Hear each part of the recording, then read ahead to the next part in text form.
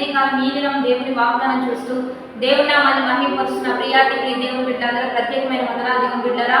ఈరోజు దేవాతి దేవుడు మనతో ఏం మాట్లాడుతున్నాం చూద్దాం. యెషయా గ్రంథం 41వ అధ్యాయం 3వ వచనం చదువుకుందాం.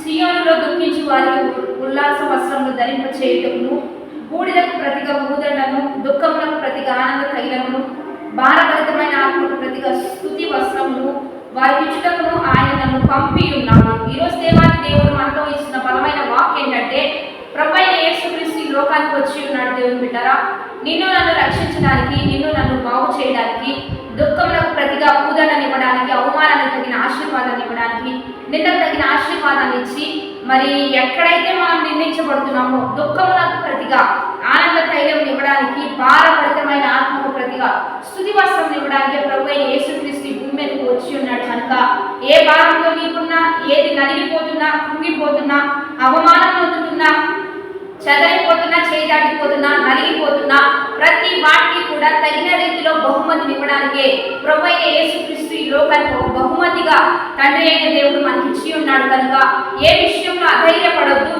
నీవు నీతిని అనుసరించి నడిస్తే, నువ్వు దైవ చిత్తాల ప్రకారంగా నువ్వు నడుస్తూ ఉంటే, ఎక్కడ అపవాదికి అవకాశం ఇవ్వకుండా దేవుని మాటకు లోబడి ఉంటే ఈ ఆశీర్వాదాలన్నీ నీ సొంతమవుతాయి.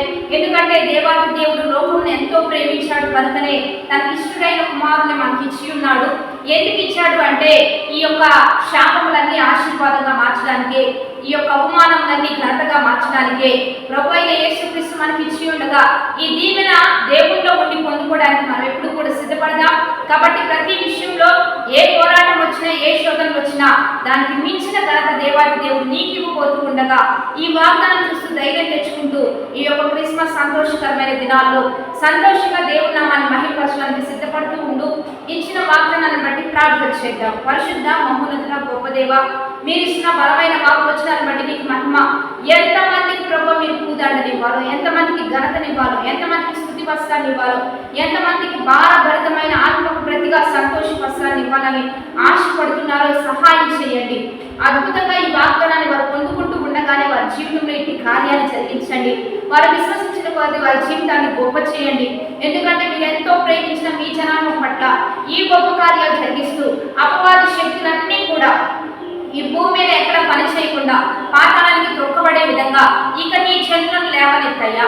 నీ ప్రజలను హెచ్చిస్తూ, నీ ప్రజలను గనులుగా లేవనెత్తుతూ, నీ నామానికి మహిమ తెచ్చుకుంటూ నీవు వచ్చిన ఆ యొక్క గొప్ప కార్యాన్ని అనేకులకు తెలియజేసే విధంగా నీ ప్రజలను ఆశీర్వదింపు చేయమని నజరేయుడైన యేసుక్రీస్తు నామం పేరిట అడిగి వేడుకొని ప్రార్థిస్తూ ఉన్నాము గొప్ప తండ్రి. ఆమె మంచిగా లైక్, షేర్, కామెంట్ చేయండి. 10-20 మంది పంపించండి. దేవుని బిడ్డలారా, నవంబర్ 25 నుంచి ఉదయకాలపు క్రిస్మస్ ఆరాధన జరుగుతాయి. 4 గంటలకు ఆరాధన ప్రారంభించబడుతుంది.